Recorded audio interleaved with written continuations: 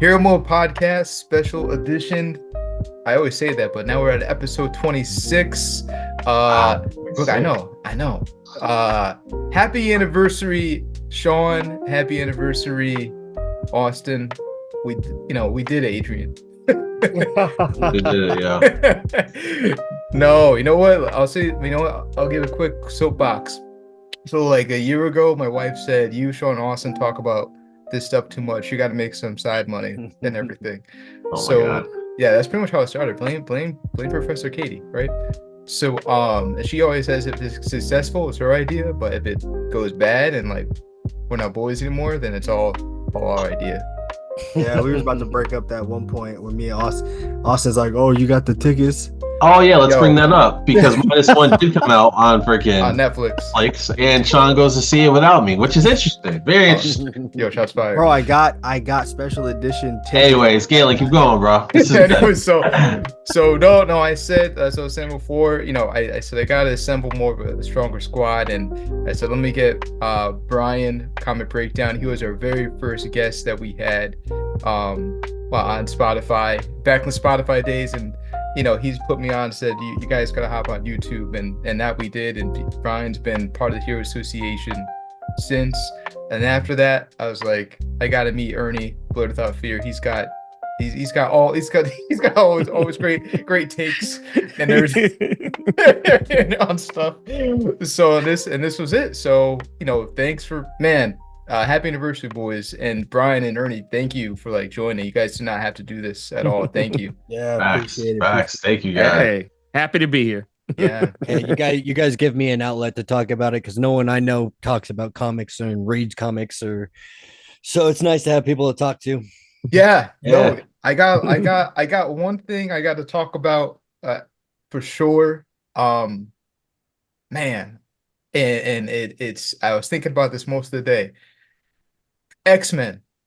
Can we talk about Wolverine, Deadpool real quick, and some parlay into some other X-Men stuff, from literature? And I got some things I gotta drop a little pipe bomb. I may turn heel. A pipe bomb. Oh man, and everything. So you have to sit cross-legged at the top of the ramp though. If you it, you can't. If you don't sit cross-legged at the top of the ramp, it doesn't count.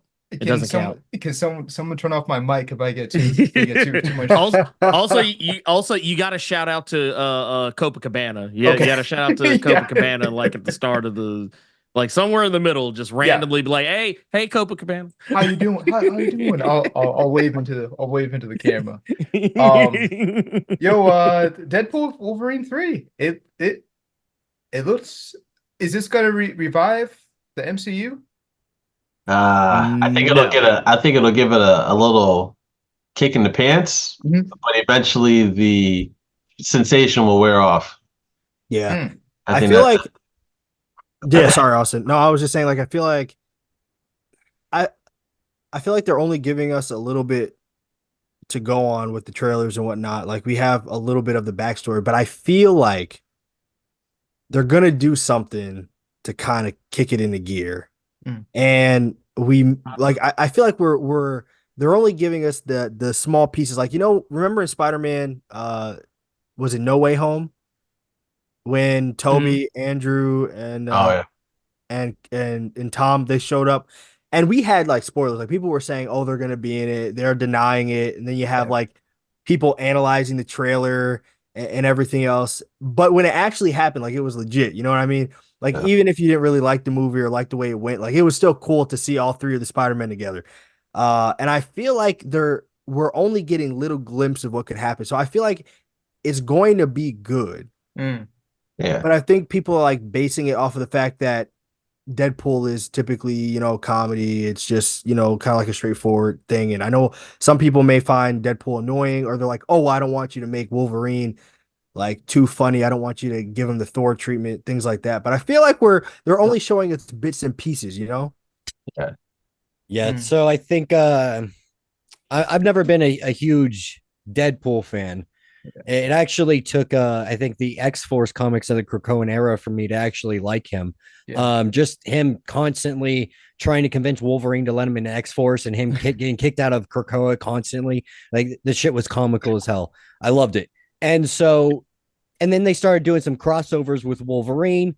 And you go back and you read Wolverine and Deadpool comics. They're great because it's the buddy cop dynamic. Yes, it's the good cop, bad cop, the funny cop, grumpy cop. You know, the Lethal Weapon, the Mel Gibson and Danny Glover. You know, it's the perfect dynamic to make it. And so I don't think they're going to do the Thor treatment. I think they're going to keep Logan exactly how Hugh Jackman has been playing him throughout the years, and we're going to see Deadpool getting stabbed a lot. And I think it's going to be cameo ridden. I think it is going to just be filled with cameos. They've noticed, you know, if you go back and look, all the successful movies have had huge cameos in it. And sometimes it feels like, you know, this is just, you know, fan service. Now moving forward, what this means, I hope it means a revival for the MCU.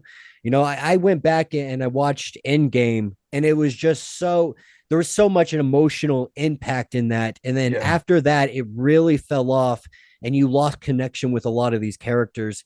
And I'm hoping bringing in the Fantastic Four, bringing in the X-Men, bringing in Mutant Kind, we're going to see something else. You know, you're definitely going to get people to be like, oh, the MCU is, you know, continuing to go woke.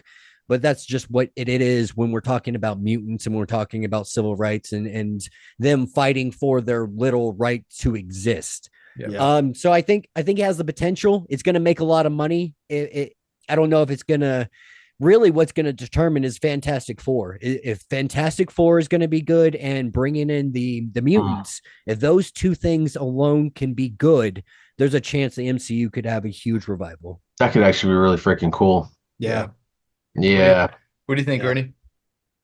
Oh, I kind of already said my piece, but I literally. But I'll explain why I said no, because there's nothing to revive. Like, there's nothing to revive. Like and I guess maybe because I hang out in these circles a lot. The forever narrative that the MCU is dying is very analogous to the comics are dying narrative that has been going on for the past 40 years. It's funny how these things are always dying, and yet somehow they're still getting made. Like, if they were actually dying, knowing the previous Bob Iger regime, the MCU would have been shut down if it was not profitable or successful. The truth of the matter is the MCU doesn't need to be revived. What actually needs to be revived is the theater infrastructure. And the MCU was already kind of doing that in and of itself. A lot of people like to point to the Marvels, but here's the thing about the Marvels. I don't really know too many people who didn't like that movie once they actually saw it when it was on Disney Plus. The most common response I get to it is, this is largely inoffensive. I don't know why everybody was so mad. The case in point to, people quickly forget Guardians of the Galaxy Volume 3 did fantastic, and yet nobody talks about it. That's true. It's not a matter. Nothing needs to be revived. Deadpool and Wolverine's not going to revive anything because there's nothing dead to. It would literally be trying to do mouth-to-mouth resuscitation to a person who is already awake, breathing just fine on their own. You're just blowing O2 down their throat. That's basically what you'd be doing. But no, this is the same narrative that's been going on for a long time. It was the same people that said that, oh, the X-Men are woke and it's totally gonna bomb on Disney Plus. And yet X-Men 97 is one of the most successful TV shows right now. And you know what? A lot of those people who are talking all that cash money shit, guess what they're doing right now? They are very quiet. They're very quiet. As a matter of fact, one of the loudest ones, if you go to her YouTube page, where it's Melanie Mack, as a matter of fact. I don't know if any of you follow her, but if you do better. But that said, she made a video talking about how the X-Men were going to go woke, go broke, and that this thing was going to be dead on arrival. And literally, if you go through the video where she says this, go through all of her comments, it is a litany of people saying this shit aged like milk. This take, like your whole video, aged like milk. I did see that. And I was like, how? Because like at that point, X-Men was killing it as far as the narrative, as far Still as killing it.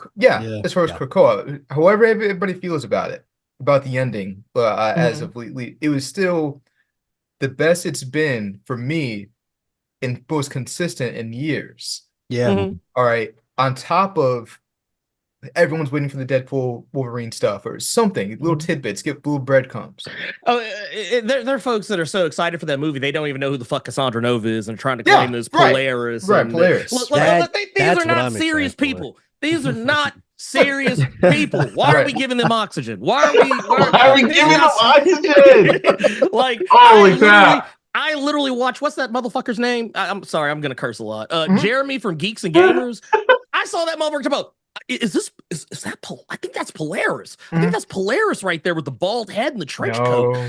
Get the fuck out of here. You don't read comics. You're in my arena, sir. You're in my arena. I thank you to leave. But no, these people are not serious. That's why, like, whenever I hear that shit, people are like, oh man, is the MCU gonna die? No, it's not gonna die. It makes too much goddamn fucking money to die. Like, will Blade ever come out? Probably not. But like the MCU as it is not going anywhere. It's not dying. It's not dead. It's not on life support.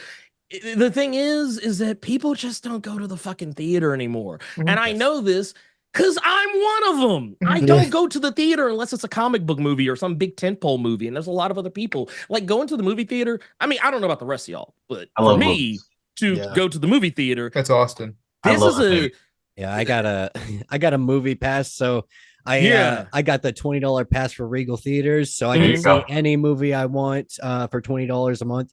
And so me and my wife, we go constantly. But I do agree that 100% most people are not going to the movie theaters. And when I say revival, I don't mean that it's dead or anything like that. I want to make that known. Like, I don't mean it's dying or it's dead.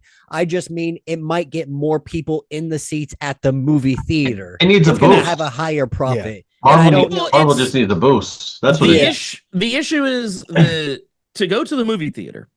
And like, if you have and especially if you have a family, and you know, Marvel movies inherently they bring in families. I got 5 kids. I'm not taking them all. So you know where I'm going. Ernie, it cost me $96 for 4 tickets to go see Kingdom of the Planet of the Apes. $96. And I like how that movie accomplished nothing. No. So you're on my page then, because for me, if I go, it's me, my wife, my daughter, right there. Yeah. That's a smooth 60 some odd dollars just right there, walking in the door. So that's why people don't. And also, movies come out so fast on VOD. Yeah, There's no reason to go. Yeah. I went to go see The Fall Guy. I saw it, and 2 weeks later it showed up already on VOD. It showed up. Is it really? Yeah, it's about to be. It's about to be on VOD if it's not already. You can use my Voodoo account if you want, Austin. Oh yeah, I got Voodoo. I'll throw you one better. Madam Web was on VOD. Yeah. Like almost immediately. Like it was like, look, man, get this shit out of here, man. Put it on there so everybody goes. And the thing is, and I lost my faith in humanity because when that shit hit Netflix, it was ranked like the #1 trending movie on Netflix. It's weird how that happens though, but I think like that's what gives it the appeal. But some of these movies, they are like kind of like trash, and just everyone does want to see it. But you know what? It actually does lend itself to what we're talking about, because people might hear Madam Web and they have heard Madam Web was horrible, so they don't want to go to the theaters to see it, but they do want to see it. They want to see how bad it is. Any publicity is publicity. So I can save you an hour and a half. It was bad, and then it got worse. It got really bad, bro. It was a movie that was made to take place in 2003. That felt like a superhero movie made in 2003, and I do not mean that as a compliment. I'll give you this. I'd rather watch Sky High for the rest of my life. I like Sky High. Me too. That's what I'm saying. I'd rather watch Sky High for the rest of my life as the top superhero movie than to watch Madam Web if I had to now. That's not even a fair comparison, bro. No, but no. Like it's like a you know what I mean? It's like I would rather watch Ang Lee's Hulk. I would rather watch Ang Lee's Hulk on repeat for the rest of my life than watch Madam Web again. That's how serious I am, and I fucking hate Ang Lee's Hulk. So, all right, but Brian, I thought you were gonna say Brian. I knew you were gonna say. I thought you were gonna say something real quick. I didn't want to cut you off. Oh no, I can't remember. Okay. All right, so I found I was yesterday. I don't know how.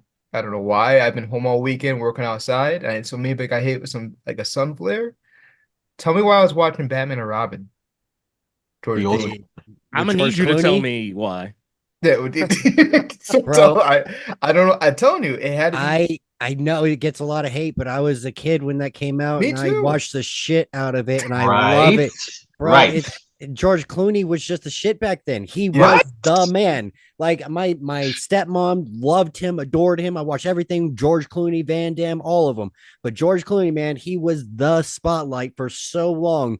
So when that movie came out, he was just suave, and then Robin just trying to just pull out some swagger, bro, like on that motorcycle all the time. I was like, that's the life I want. That was the movie, man. Everybody tell you something. He pulls out the Batman bank card. Yeah, dude. Inspiration forever. which made no sense because it's like it's expired forever. Don't use it. Look, the best part of that movie was Don the Dragon Wilson, and most people don't even know he's in that motherfucker. The fucking the gang leader with all the neon, leader of the gang with all the paint on his face, Don the Dragon Wilson. I was like, man, Don, what are you doing? I know it's an easy channel. All right, so here's I gotta watch that again now. Please do. I literally Saturday I was all morning working on the yard. Can I ask you a question? Hit me. Do you know what killed the dinosaurs? I think man, come on, man. I think that's the title of part 1 of the episode now. Fact. Hey, they did my favorite Batman villain dirty as fuck, so that movie will forever be trash to me. Yeah. No, it's not good. It's just good for nostalgia. Right. I don't know. That's what it is. Yeah. But it really is. It was a toy commercial. When it first came out, who liked Daredevil? Like when Daredevil came out with Ben Affleck, when I was a kid. My mom wouldn't let me watch it for a while. No? See, so when it came out as a kid, I loved it. Mm-hmm. Like I was watching it, I wanted to have a staff. I was like flipping it around and everything. You know what I mean? Like it was so dope. But then as I got older, and I'm like, oh, yo, I want to watch Daredevil again. And I put it on. I'm like, yo, what? I like parts of it, but not the whole thing. Yeah, I like when he throws the guy on the train tracks. Yo, I mean, or remember the part where he meets Elektra and they in the park and the kids is watching them while they're fighting on the seesaw. Yeah. So I was like, y'all could have kept that part. Yeah, I mean, then they come back, right? You got Daredevil from Netflix, which was amazing. There you go. So it's like that kind of just takes that Daredevil and throws it in the trash. The same way as we have, Batman and Robin. And some people like it, some people don't. But then we have the oh my goodness, campy. Huh? I was like, it's campy. It was a modern Adam West Batman, basically. Yeah. Ben Affleck's Daredevil, it just came too soon. Yeah, it was just too soon for it. Yeah. It was good for its time, but in hindsight, what we have now in comparison, of course, it's trash. Yeah. Like. I mean, circling back to Batman and Robin, like you had in Daredevil, you have great actors. Yeah, fantastic. Ben Affleck was at the top back then. Yeah. Who played Kingpin? He did have as Michael Clark Duncan. Oh, the problem with Ben Affleck though is he had literally 4 back-to-back flops at the time the movie came out. Yeah, was it Gigli after that? No, Gigli came later, but there was Paycheck, there was Reindeer Games, there was Daredevil. Right. Ben Gigli, and that pretty much killed his career until The Town. Yeah. Because I think they wanted. It's a comeback. That was a comeback. Because I think they wanted him to. I think they wanted Paycheck to be like Jason Bourne as far as the series. They did, but nobody cared. Yeah. Nobody cared. I mean, I cared, but nobody else did. No, I mean, even Batman and Robin, like great great cast. Fantastic cast. Yeah, Uma Thurman, great. Goated. Arnold. They did the whole thing where like, hey, she took off her glasses and got hot. Yeah. So what happened? So, and then you know what? I just learned this recently. Just watched a documentary. you know who played Bane? Of like, it's almost a random. Jeep Swenson. Yes, and God rest his soul. Rest in peace and everything. But Bane's one of my favorite villains of all time. And you know, in retrospect, they did him dirty too. But you know, is what it is. I mean, nobody cared who he was. Really put on the mask. Oh god! Like it was, like I'm not gonna lie. The boy, yo, drained him. Yeah, they did. Dude, what happened to my fans? Yeah. It's just safe to say, Bane doesn't need to be on the silver screen. Just unless you go do it right, just don't do it at all. They can't do it. They can't do it right. Penguin from there made me always feel like it gave me nightmares, like the way he was built and like his hands and everything. Like it just made me feel nasty inside. Like every time I was just I don't like him. I don't like this. Like I get freaked out every time he shows up, man. Yeah. Like with the umbrella, like how they made him look and everything. I was like, oh, but he kind of killed that though. Yeah, for the time he killed that role. No, he did. Danny DeVito. But I'm saying like that was good. Oh yeah, yeah, he killed good, that. You know what I mean? Like that's like Colin Farrell's. Colin Farrell's Penguin is just absolutely phenomenal too. Mm-hmm. Yeah.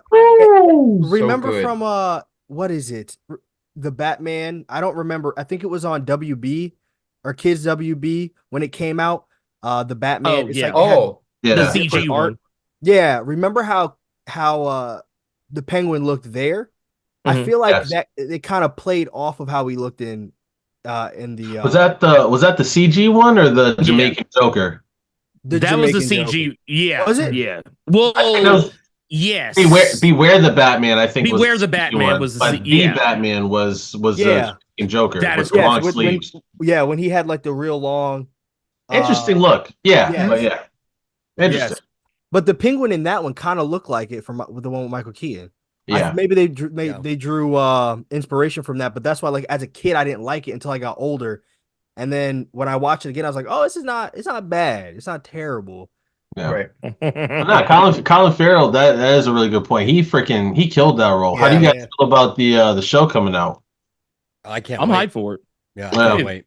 Scarface. Yeah, in Batman universe, I'm here for it. Yeah, exactly. They can keep the rest of that universe, but they can give me the Penguin. I'll take the Penguin. They can keep the rest of that bullshit. Give me Penguin. How do you guys feel about like a lot of these series that are coming out? Well, a lot of these movies that are dropping that are pretty good, but then there's like it feels like there's endless spin-offs with a lot of these different series.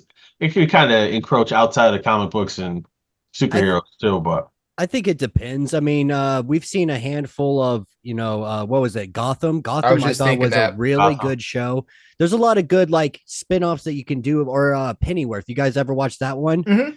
Pennyworth was absolutely phenomenal. Just absolutely killed it.